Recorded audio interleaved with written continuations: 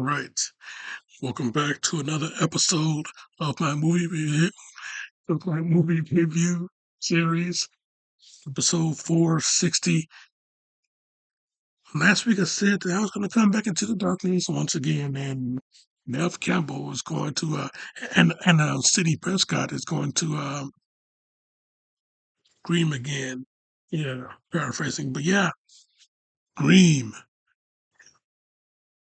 Yeah, 1997. Yeah,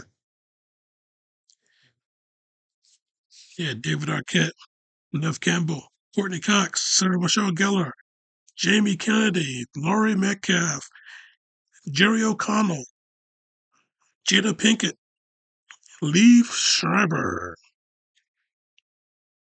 and of course directed by the late great Wes Craven. Yeah, man, Scream 2. I mean, hell, what can I say about this movie? Took me quite a while to finally cover this thing, but yeah, here we are. And yeah, it's certainly one of those sequels that surpassed the original. The sequel discussion in this movie, man, I always, you know, I always say that was me right there. If I was in that class, that would be me right there, talking about movie sequels and everything, talking about movies, period. That would be me right there. Yeah, why didn't I take film class? I don't know. But yeah, that would be me right there. And yeah, you know, it would be it would be one hell of a discussion. I'll tell you that. I mean, sequels that surpass the original. Are there any successful ones? Yes, there are. And the ones that they named, and the ones that they named, yeah, Terminator 2, duh, my favorite movie of all time. And then, yeah, you got The Godfather Part 2, the only movie in history to win the Academy Award for the same category that it won, the previous film won in. And yeah, man, I tell Aliens. Yeah, yeah. The first movie was a sci-fi horror movie. The second one was a sci-fi action movie with a lot of horror elements in it. I mean, come on, man. See, I mean, hell, think about it this way. You look in um air vent. You look in there. You look around, and then you see giant cockroaches coming right towards you. You don't think that would be scary? So yeah, man. When they looked up in that when they looked up in that vent and they turned the light and those xenomorphs was coming right towards them. Oh my God, man. Yeah. That's nightmare inducing right there. Yeah, those suckers coming in, and then we had a big gunfight. Yeah, come on, die, motherfucker. Oh, but yeah, man, I tell you, yeah, yeah, action movie with a lot of horror elements, and yeah, you know, but yeah, this movie though, yeah, I can add Scream 2 in the mix. This movie did surpass the original, even though the first Scream was the adrenaline shot to get horror, the horror genre back up and running again. This movie right here, a year after the heel first movie, a year after the first Scream, this movie comes out, and yeah, picked up where the last movie started. Well, not story wise, but still, with that momentum, man. Yeah, they picked up where the last movie ended. That's it started. I think when the last movie ended, yeah, with the momentum and everything, yeah, they were hot off off the ground. They really struck on that iron. You know what I'm saying? So yeah, this movie, yeah, it did surpass the first one. And yeah, with the two killers in this movie, yeah, this movie does have two killers again. One will be Mickey, the freaky Tarantino film student.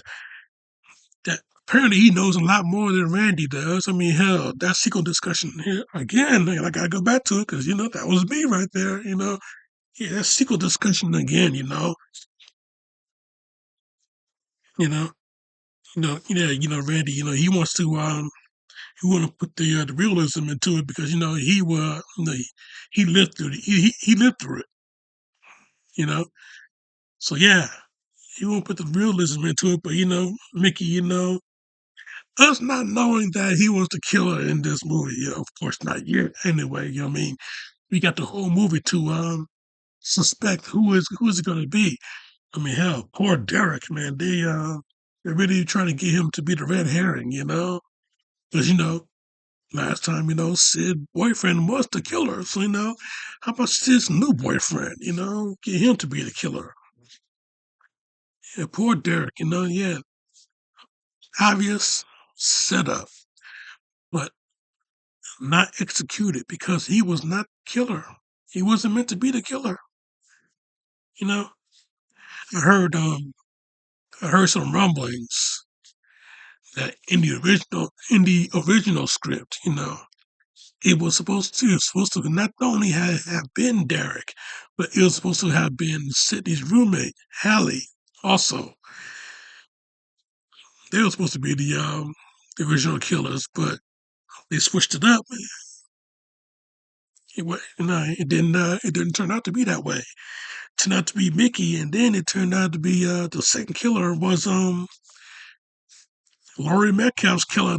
Yeah, Laurie Metcalf's character, Debbie Salt, which was pretty much a throwaway name because Debbie Salt was really Billy Lewis's mother. And Billy's mother was the killer, the second killer in this movie, and pretty much the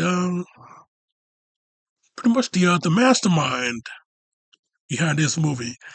Yeah, not only we got thrown off by having Derek be the killer, but yeah, we were really thrown off by the fact that Billy's mother was the second killer and the mastermind behind this second time around. So yeah, I tell you, man, the way they executed who the killer was, really, really, really damn good. This movie is 100% damn good shit, and yeah, the way they executed the killer in this movie was really damn good. I mean, yeah, you got to give them their props on that shit. So yeah, I tell you, man, yeah, Billy's mother and Mickey, the Vicky Tarantino film student. You know, I got to go back to that sequel discussion one more time because Randy, yeah, he thinking correcting Pacey, Joshua Jackson's character. Well, Joshua Jackson's character in Dawson's Creek was Pacey, but the name of his character in this movie, I don't think it was mentioned. Let me see if I can find it. Let me see if I can find it in the cast list here.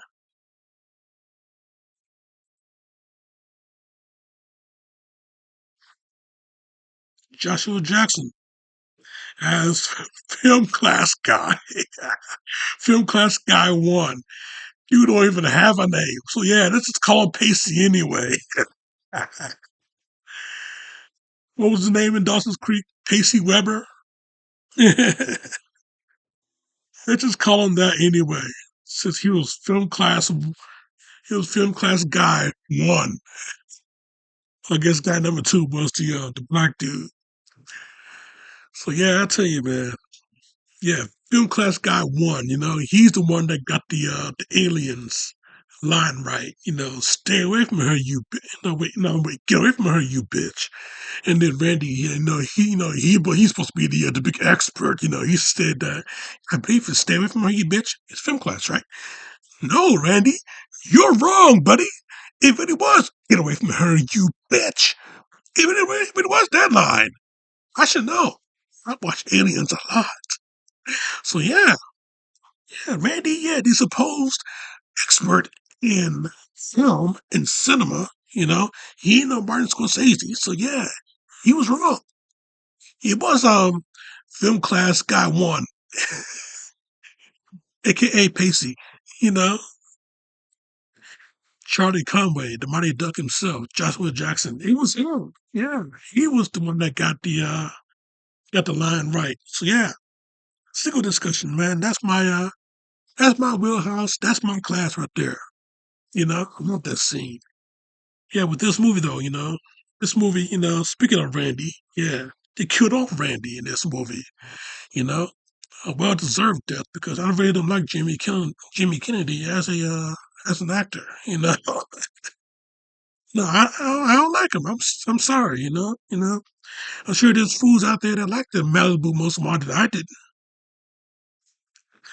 So yeah, man, I tell you, yeah, seeing Randy get killed off in this movie, it was surprising back in '97, but it is gratifying now. You know,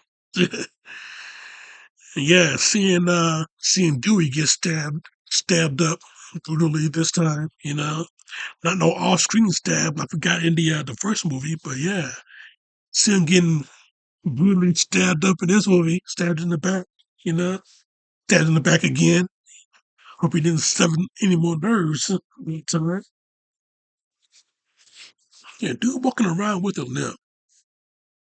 This movie and then in the third movie, but he's okay in the fourth movie. In the fifth movie, well, yeah, he got off for real. Yeah, it was an honor. So yeah, I tell you, yeah, Dewey, yeah, he got stabbed. He got stabbed in this movie.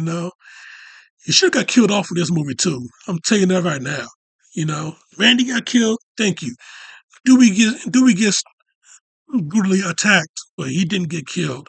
He should have got killed in this movie. I'm sorry. I'm just saying. I'm just saying what I believe. And I believe that Dewey should have got killed in this movie. Yeah. Yeah, but we wouldn't have him in the third one. He wouldn't be the sheriff in the fourth one. Yeah, who gives a shit? So what? So yeah. Yeah, that's my only gripe with this movie.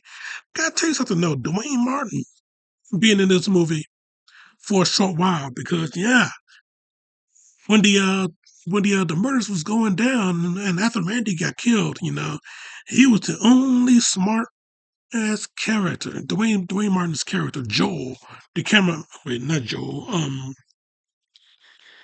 um shit. What's his damn it? What's his character's name? Is it Joel? No, it's not Joel. Is it Joel? Yeah, it was Joel. I didn't have to look it up. It was Joel. Thinking about Kenny, the cameraman, his name from the first movie. Yeah, Joel. Yeah, Joel the cameraman in this movie.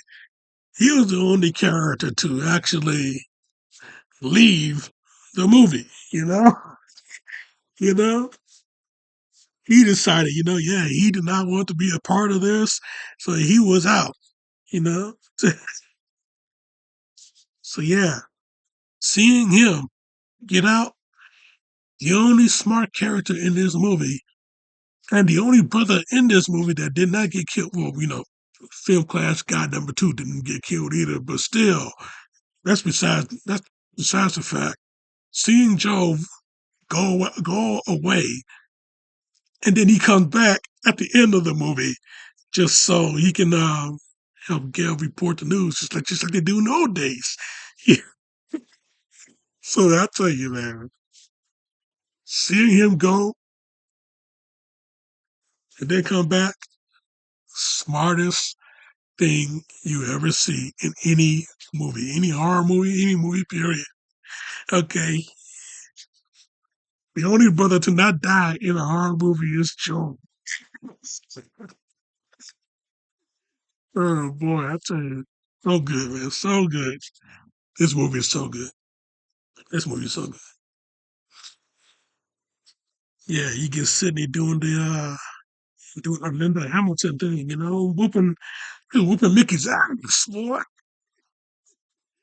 Man, had the necklace with the fraternity letters on it, you know, swung that, hit him up, throwing some kicks, throwing some punches, trying to get away.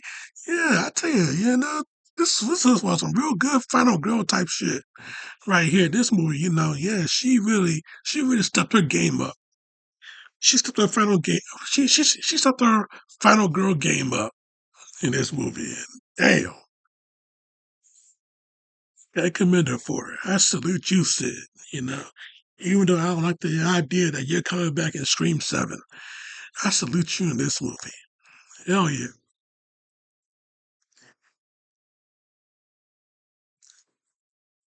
What else should I mention? Well, the fact that Gail Weathers showing up the way she did, that introduction of hers. Damn, she's fine as hell, isn't she? Yeah. The outfit, new hairstyle, the red streaks, she's still brunette, but got the red streaks, and her hair is all cut and nice, well coiffed. Man, woo, man, better look in this movie than she was in the first movie, and than she was in the third movie too. Especially that hairstyle. Oh my God. How did she go from having her hair looking all nice and done up and good in this movie? In the third movie, she get those fucked up bangs. How did that happen? I mean, she really downgraded herself. She really downgraded herself in the third movie. But yeah, she made up for it in the fourth one though. But I'll get to that later on this year. I'll get to that. But yeah, I tell you though, this movie though, man, yeah, Gail, she's showing up looking all fine as hell. Yeah, you know, she stepped her game up too as far as the looks department goes. As far as visually, yeah. This movie though, yeah, this is a hell of a movie. Yeah, Captain Weary, yeah, he was supposed to be the other red herring. He was supposed to be the other suspect. Hey, who was the killer? Is it really Cotton Weary? But no, man, he was just desperate to get his name cleared. He wanted Sidney to do an interview with him. Diane Sawyer. A Diane Sawyer TV special. 2020 basically. Yeah, he wanted to be on 2020. Diane Sawyer's was an interview. That was the deal. He tried to convince Sidney to do with him. An interview, a fucking interview with Diane Sawyer. That was his only. That was his only angle in this entire movie. Was trying to get an exclusive interview on primetime television, and well, he may have gotten the interview. I don't know. It's an all-screen thing, but his name did get cleared though. So he was his 15 minutes has been extended. And of course, with the third movie, he had his own talk show, 100% Cotton, you know. But unfortunately, he didn't make it. The third movie. I'm not covering the third movie because that movie is terrible. We all know it too. That's why I mentioned it in this. So yeah, I tell you, man, with all of that being said, you know, Mickey revealing himself, the old pick off the mask and you hear the music thing, you know, that was uh that was a moment, you know. At first, did you recognize him at first? But then, once he made it like Derek was his partner, and Derek disappeared on his ass, and he was on his own all fucking night. You know, that's what he made it sound like. That's what he made it look like. But yeah, it wasn't. That wasn't the case at all. Yeah, like I said, Derek. Yeah, he was innocent the whole time. Yeah, he really messed with Sid's mind because yeah, she was having doubts, you know. The only dude that she could really trust, and she was having doubts about him because Mickey was getting in her head a little bit, you know. Why would somebody go back into the house when the killer is already in there? He was really mind fucking Sydney. He was really getting in her head. Yeah. And then yeah, but he tried to make it look like that he was the killer. But yeah, yeah, poor Derek though. Yeah, he was an all around good guy. 100% trusting boy, as sweet as he could be, a real gentleman. I mean, damn, just the kind of guy you would take home to mom if you had a mom.